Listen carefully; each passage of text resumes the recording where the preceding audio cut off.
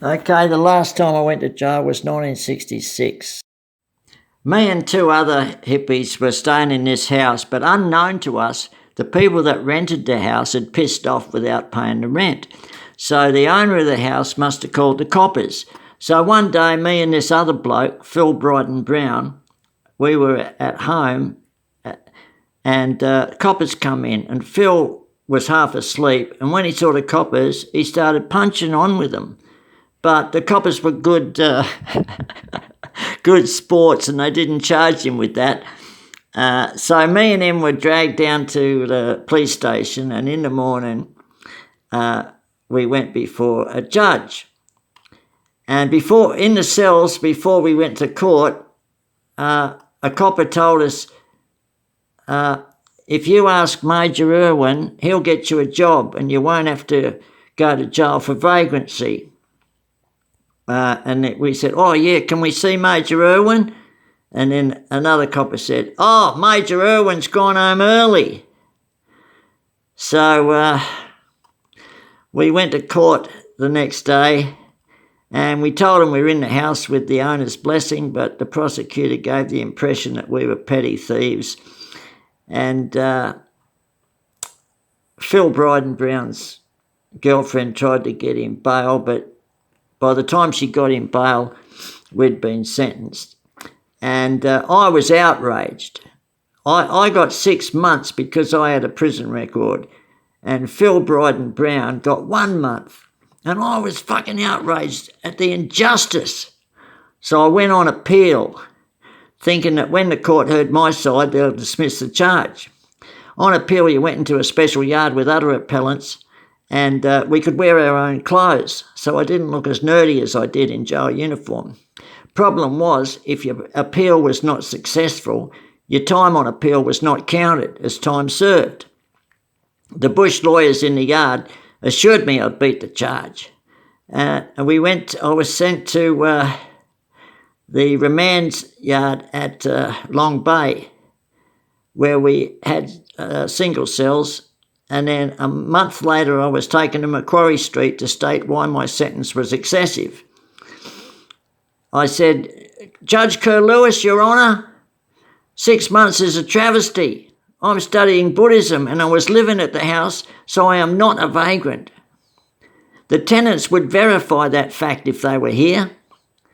And Judge Kerr Lewis asked if I had any documentation, but I did not. And when I mentioned Buddhism, his face wrinkled like he'd sucked a lemon. Appeal denied. Back in the cells, a cop laughed. He said, you poor dumb bugger. Kerr Lewis is a mad Christian and was a prisoner of the Japs in the war. You shouldn't have mentioned Buddhism, mate. So I'd done a month that didn't count. Instead of getting out with remission in 4, I'd now be doing 5. The Long Bay yards were tough, but if you kept your guard up and were lucky, you got through the day without getting killed. There were no racial gangs or drugs like now, and no overcrowding. No one tried to steal your sneakers. They hadn't been invented. We were only issued army boots. The only thing crims tried to steal was your tobacco. In Long Bay, I saw an old mate. He'd been jailed for drug possession, and as we passed in the yard, he furtively slipped me a joint of pipe, but I shoved it back in his shirt pocket, and I said, I don't want to get busted for that as well, mate. And he said, it's who you know in here, Kaz, not what. If anyone hassles you, let me know, and I'll put the word out you to be left alone. He was kidding himself. There was no protection he could give. Everyone was on their own in this joint.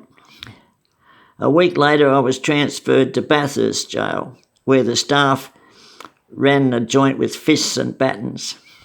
The ordeal of establishing who I was in the pecking order began again. It was summer, and Bathurst was a concrete oven. And it later on erupted into the first of 2 riots. I was blissfully unaware of the unease and just cared about surviving in the yard.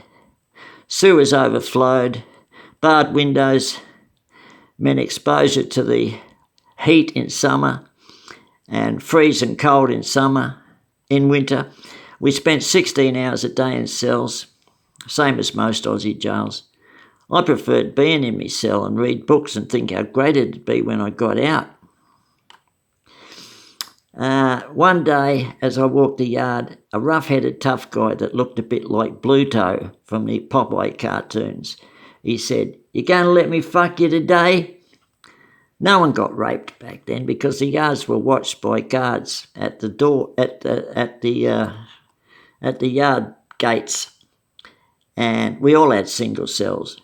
But my image was at stake, so I tried not to show any fear and laughed it off. But a few days later he got to the point. He said, "You're going to cop my dick up, you bum. You got no choice." Entertainment-hungry crims gathered to watch. This was of great importance to my image, so I tried not to shake and said, "You sure as hell ain't getting in my ass." Pow! My head exploded and I was sitting on concrete with blood spurting out of my forehead. I picked myself up, more afraid of being a wimp than of being beaten, and I stood side on like I'd seen boxers in movies use, and actually prepared to die. I thought I was going to die, and I was sort of prepared for it in a way, because I'd read a lot of Buddhism and samurai culture. So I sort of had this weird thing, be brave or else fucking die. And so the next thing I know, bang, he knocked me backwards again and I sat on me bum on the concrete again, and this time my nose was bleeding. So I got up again and shaped up, and Bluto frowned. And he shook his head and he said, "You're a fucking nutcase." He looked up at where the guards were and he said, "Go to the tap and wash that fucking blood off. If a screw sees it, I'll kill you." So I washed it off and he said, "Tell you what, give me a smoke every day and I'll teach you to fight. You sure need lessons." Everyone laughed, even me. I was still alive. Next day he came over and demanded a cigarette. I gave him one and he slapped me real hard. And he said, "That's the first lesson. Every day I'll do that. When you can block me, I'll give you lesson number 2. So every day for 7 days he managed to slap me. I'd never know when it was coming. And then I went to... He slapped me for 3 days, and then I borrowed Teach Yourself Karate from the library, and every night I went through the blocking techniques. And I almost stopped his slap one day, but it wasn't until day number 8 that I blocked it. And he smirked and grinned, and yard crims gathered around to see what he'd do next. And he said, "Tomorrow I'll teach you to punch." And he pointed to another weedy-looking crim, and he said, "You can start with that cunt." So that night I stayed awake so as not to make the next day come quickly. There was no way I was going to hit that poor new bloke. I hated the way crims picked on each other, instead of ganging up on authority. It made it easier for guards to divide and conquer. If we ever got together like a union, prison would be more fun, like being in school with the naughty kids. But I never had to refuse to punch that new bloke, because thank God I was told I was going to Kirkconnell Prison Farm.